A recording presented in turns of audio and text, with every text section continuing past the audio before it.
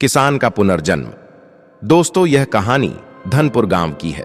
कहानी अच्छी लगे तो चैनल को सब्सक्राइब जरूर करें और लाइक करना बिल्कुल ना भूले। तो चलो कहानी की शुरुआत करते हैं। गांव धनपुर अपनी हरियाली और संपन्नता के लिए जाना जाता था। यहाँ के खेत सोना उगलते थे और किसान दिन रात मेहनत कर अपनी फसल से खुशहाल जीवन जीते थे। लेकिन इस खुशहाली के बीच छुपा था एक ऐसा शोषणकारी चेहरा जो कई जिंदगियां बर्बाद कर चुका था। यह चेहरा था गांव का सबसे बड़ा साहूकार जालिम सिंह। जालिम सिंह जरूरतमंद किसानों को कर्ज देता, लेकिन बदले में ऐसी शर्तें लगाता जो गरीब किसान कभी पूरी नहीं कर पाते। उसकी इसी क्रूरता का शिकार हुआ रघुवीर, एक ईमानदार और मेहनती किसान। रघुवीर के परिवार में उसकी पत्नी और 3 छोटे बच्चे थे। वह अपने छोटे से खेत में मेहनत करके अपना और अपने परिवार का पेट पालता था। लेकिन उस साल बारिश ने साथ नहीं दिया। फसल बर्बाद हो गई और परिवार भूखा रहने की नौबत आ गई। मजबूरी में रघुवीर ने जालिम सिंह से कर्ज लिया। उसने सोचा कि अगले साल अच्छी फसल होगी तो वह कर्ज चुका देगा। लेकिन जालिम सिंह की शर्तें इतनी कठोर थीं कि कर्ज का ब्याज तेजी से बढ़ने लगा। अगले साल भी हालात नहीं सुधरे। रघुवीर ने मेहनत की, लेकिन जितनी कमाई होती वह सब ब्याज में चली जाती।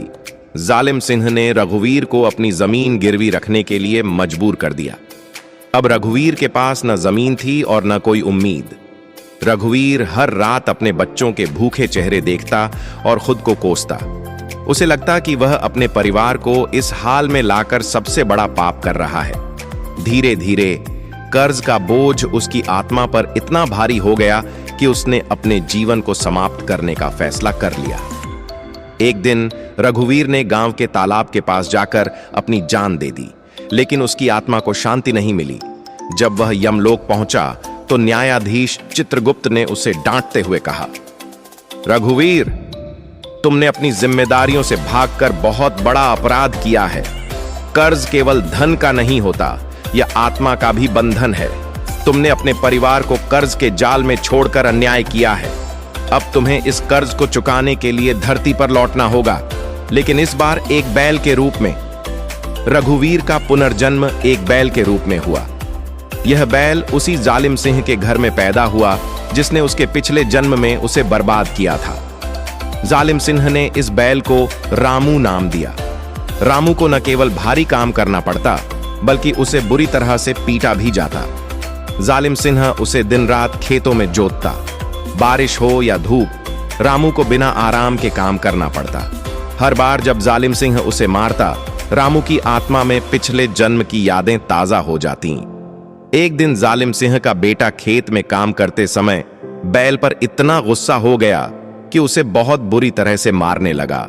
अचानक बैल रामू ने साहूकार के बेटे की जान बचाने के लिए खुद को गाड़ी के नीचे डाल दिया। यह देखकर जालिम सिंह को अपनी गलती का एहसास हुआ। उसने उसी दिन रघुवीर के परिवार को बुलाकर उनकी जमीन और घर वापस कर दिए। उसने कहा, मैंने अपनी लालच के कारण कई किसानों की जिंदगी बर्बाद की है, लेकिन अब मैं यह अन्याय नहीं करूंगा। यह बैल मेरी आत्मा को यह सिखा गया कि इंसानियत सबसे बड़ा धर्म है। रामू यानी रघुवीर ने यह सब सुना। उसकी आत्मा को शांति मिली। उस रात रामू ने चुपचाप अपनी आंखें बंद कर लीं और इस दुनिया से विदा हो गया। उसकी आत्मा फिर चित्रगुप्त के दरबार में पहुंची। चित्रगुप्त ने कहा, तुमने अपने कर्मों से अपना कर्ज चुका दिया है। अब तुम्हारी आत्मा को मुक्ति मिलेगी।